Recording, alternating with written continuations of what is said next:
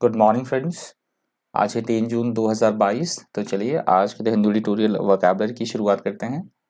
हमारा पहला वर्ड है आज का वोकैबुलरी से ग्रिम। एडिटोरियल से पहला वर्ड है ग्रिम। ग्रिम यहाँ पे एडजेक्टिव की तरह यूज हुआ है वर्ड। ग्रिम का मतलब होता है ऐसी कोई चीज जिससे कि हमें एकदम डर जाए, जो कि बहुत ज्यादा डराने वाली हो, विकट, भयंकर, डरावनी, उसे बोला जाता है Grimm. A situation or piece of information that is grim is unpleasant, depressing and difficult to accept. Synonyms आप देख सकते हैं bleak, dark, dismal और ghastly. Antonyms है इसके bright, cheerful, happy और kind. Example देख सकते हैं आप They painted a grim picture of growing crime. तो किसी चीज़ की बात हो रही कि इससे ये पता लगता है कि जो वो दिखा रहे थे किस तरह से क्राइम बढ़ रहा है, इसकी वो भयावह तस्वीर जो है वो दिखाई जा रही थी कि किस तरह से क्राइम, जुर्म जो है वो बढ़ रहा है। अगला हमारा शब्द है वर्ज। वर्ज यहाँ पे नाउन की तरह यूज हुआ है वर्ड। वर्ज का मतलब होता है किसी भी चीज का उसके किनारे पर होना, किसी भी चीज का किसी चीज की कगार पर होना, बहुत अंतिम, मतलब अंतिम छोर पर होना, किसी चीज का कगार पर होना, किनारे पर होना, सीमा पर होना, उसे बोला जाता है verge. If you are on a verge of something, you are going to do it very soon, or it is likely to happen, or being very soon. Synonyms आप देख सकते हैं edge, border, margin, brink और side. Antonyms है middle, center, aim और area. Example देख लीजिए He was on the verge of crying again. किसी व्यक्ति की बात हो रही है कि वो एकदम बिल्कुल रोने की कगार पर ही था, बिल्कुल वो रोने ही वाला था, उसकी कुछ ऐसी सिचुएशन थी। अगला हमारा शब्द है कंटेम्पलेटिंग। कंटेम्पलेटिंग वर्ड यहाँ पे वर्ब की तरह यूज हुआ है। कंटेम्पलेटिंग का मतलब होता है किसी बात के बारे में सोच विचार करना, सोचना, चिंतन करना, विचार करना किसी चीज के बारे में, उसे बोला जाता है contemplating. Long and thoughtful observation. Synonyms आप देख सकते हैं deliberation, meditation, musing, cogitation. Antonym से डिसरिगार्ड, नेग्लेक्ट, रिजेक्शन और अवॉइडेंस। एग्जाम्पल देख लीजिए most people do not want to contemplate their own death. तो हम सभी पता है कि अधिकतर लोग ये नहीं चाहते, ये इस बारे में सोचते ही नहीं कि उन्हें इस दुनिया से एक ना एक दिन जाना ही है। अपनी मृत्यु के बारे में कोई भी नहीं सोचता है, चिंतन नहीं करता है। अगला हमारा शब्द है मैस। मैस यहाँ पे नाउन की तरह यूज हुआ है वर्ड। मैस का मतलब होता है किसी भी चीज का बहुत बड़ी संख्या में होना, बेशुमार संख्या में होना, जिसकी गणना ना की जा सके, उसे बोला जाएगा मैस। ढेर लगना, बड़ी संख्या होना किसी चीज की। Mass is used to describe a large number of people who have been brought together for a particular purpose. Synonyms आप देख सकते हैं assembled, collected, gathered और heaped. एंटोनिम्स है लेस, डेप्थ, डिस्पर्स्ड और फीवर। एग्जाम्पल देख लीजिए there were masses of people at the market today.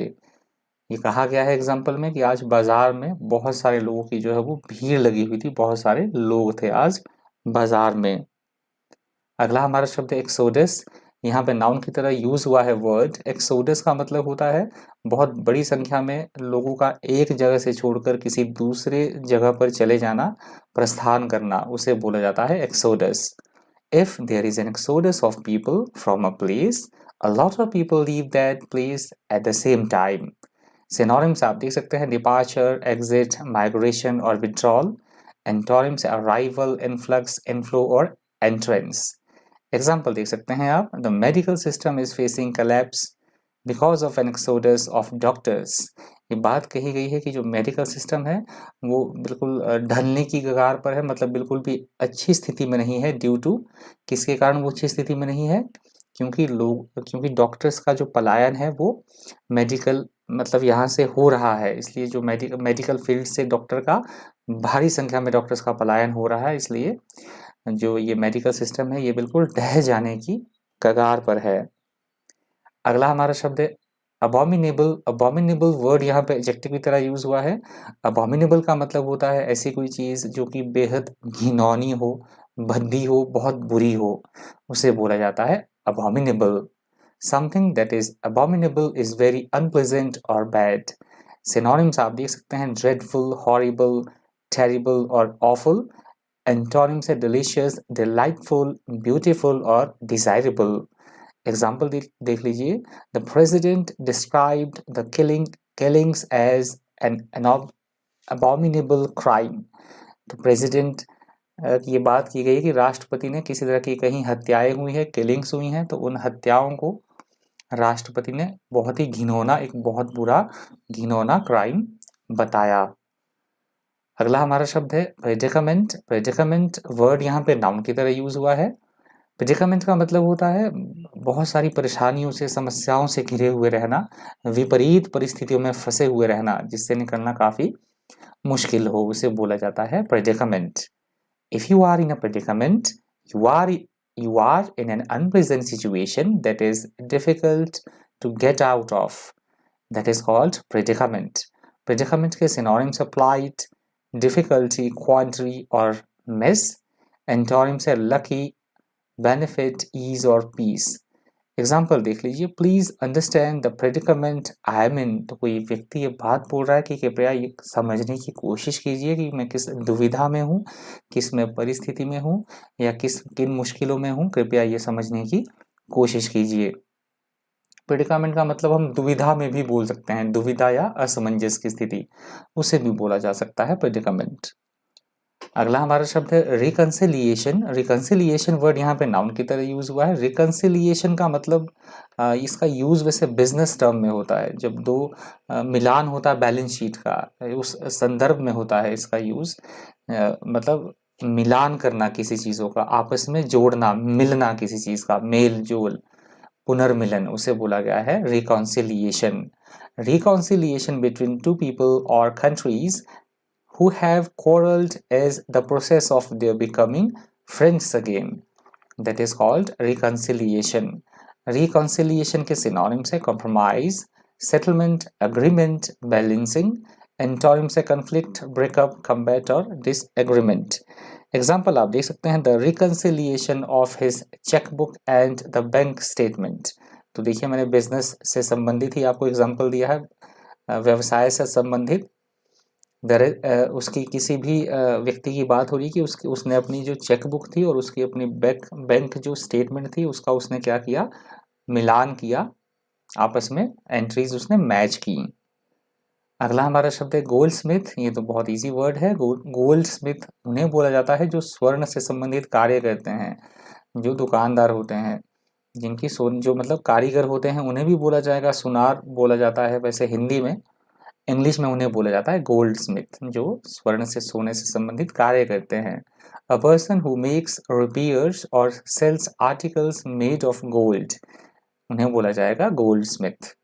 Gold Smith के सिनोनिम्स है गोल्ड वर्कर, सिल्वर स्मिथ और ज्वेलर.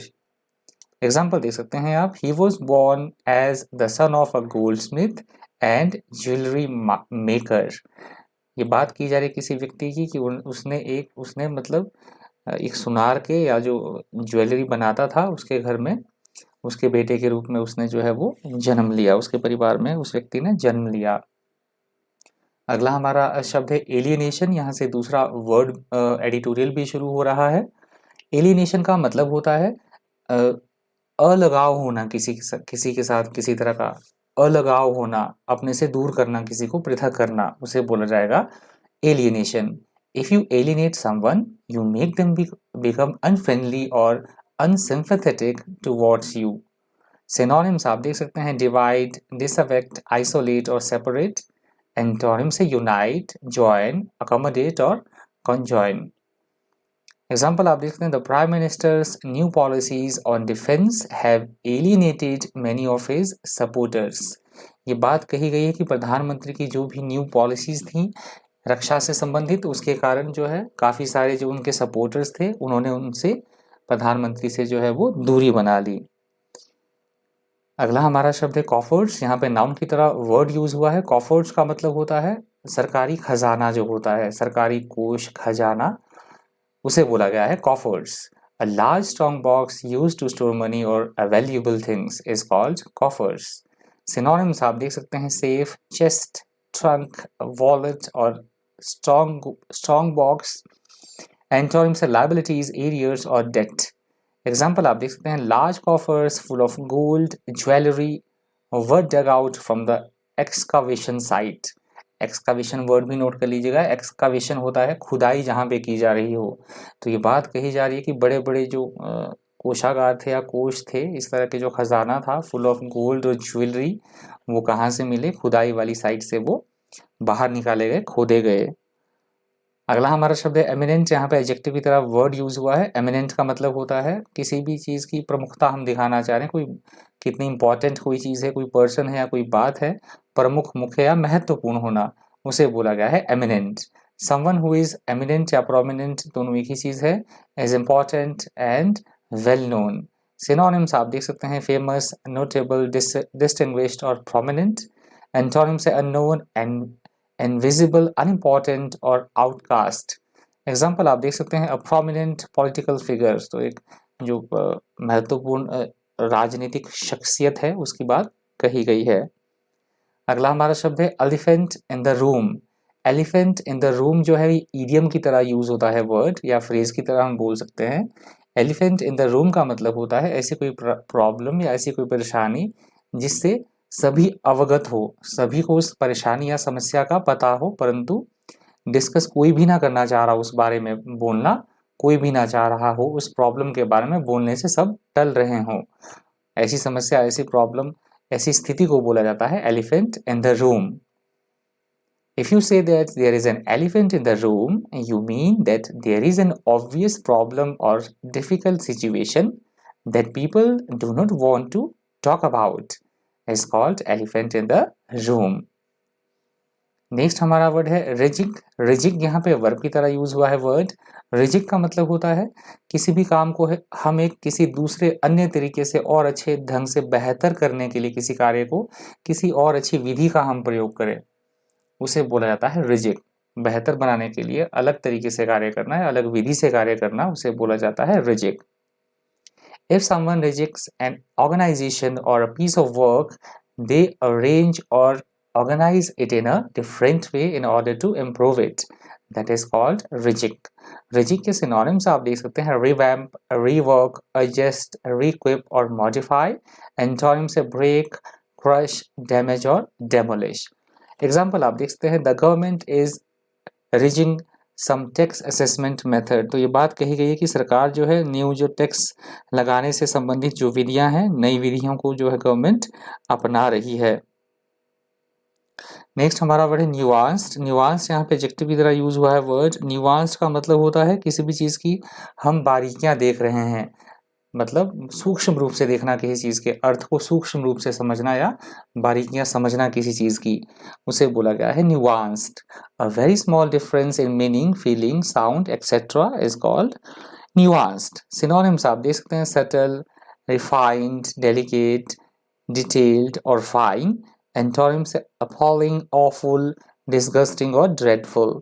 एग्जाम्पल देख सकते हैं आप, without understanding the फाइनर nuances you can't enjoy the humour. तो ये बात कही गई है किसी तरह की कोई कॉमेडी होती है या ह्यूमर, मजाक, हंसी मजाक जो होता है, यदि हम उसकी बारीकियों को नहीं समझते हैं तो हम उसका पूरा आनंद नहीं ले पाएंगे। अगला हमारा शब्द है कंप्लायंस। कंप्लायंस यहाँ पे नाउन की तरह यूज हुआ है वर्ड। कंप्लायंस का मतलब होता है चीजों के अनुरूप होना, समानता होना, चीजों में एक दूसरे के अनुकूल होना, अनुकूलता होना, उसे बोला जाता है compliance. Compliance with something, for example a law, treaty or agreement means doing what you are required or expected to do. Synonyms आप देख सकते हैं, submission, acquiescence, conformity, obedience और acceptance. Antonyms से refusal, defiance, dissent, denial और disagreement. Example आप देख सकते हैं, inspectors were sent to visit nuclear sites and verify compliance with the treaty. तो जो इंस्पेक्टर्स थे, जो ये जांच करता थे, उन्हें न्यूक्लियर साइट पे भेजा गया कि जो सभी चीज़ें हैं क्या वो ट्रीटी के मुताबिक हो रही है, जो समझौता हुआ था तो सभी चीज़ें क्या उसके अनुरूप चल रही हैं, हो रही हैं। ये वेरीफाई करने के लिए, जांचने के लिए इंस्पेक्टर्स को जो है वो साइट पे भेजा गया। तो ये लास्ट वर्ड था आज की द हिंदू ट्यूटोरियल वोकैबुलरी का। इस वीडियो में इतना ही। Thank you, thanks for watching.